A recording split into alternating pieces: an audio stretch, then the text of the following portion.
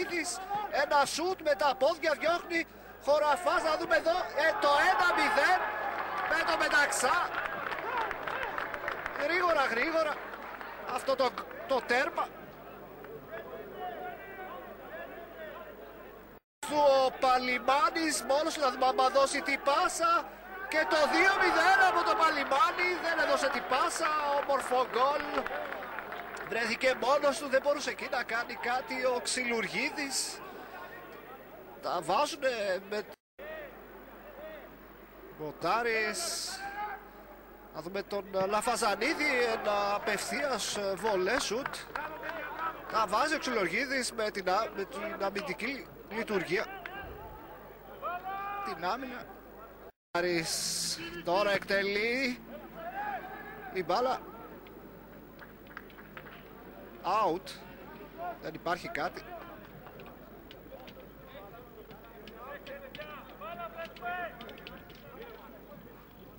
Λαφαζανίδη, να δούμε τι θα κάνει ο Λαφαζανίδης. Μια πάσα, δεύτερη πάσα, Λαφαζανίδης μόνος του και μπλοκάρει ο Ξυλουργίδης πέφτοντας σε κόρνερ.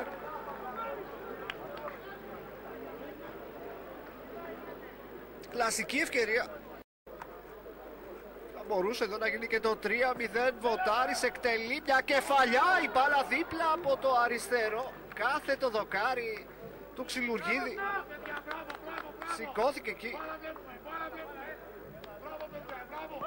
Είσαι εδώ μόνος του ο Λαφαζανίδης, να δούμε τι θα κάνει ο Λαφαζανίδης από δεξιά. Η μπάλα την μπλοκάρει ο Ξυλουργίδης, όμορφη επέμβαση από το τερματοφύλακα των προμάχων. Εδώ κόβεται ο Μεταξάς. Offside εδώ για τον Παλιμάνη, μόνος του. Τελευταία στιγμή ο Ξυλουργίδης, πολύ όμορφη απόκρουση από το Ξυλουργίδη. Θα μπορούσε εκεί να δώσει την πάσα, έκανε το σουτ, καλό και το σουτ.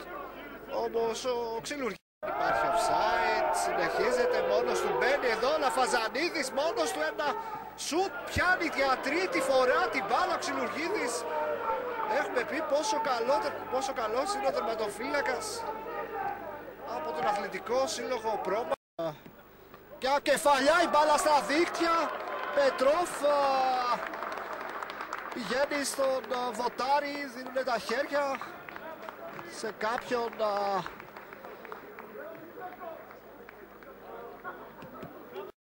Απουλίδης για το Λαφαζανίδη. Να δούμε τι θα κάνει εδώ Λαφαζανίδης, όμορφη πάσα assist για τον πολύ όμορφο γκολ από το Μεταξά. Το 4-0 δεν μπορούσε να κάνει.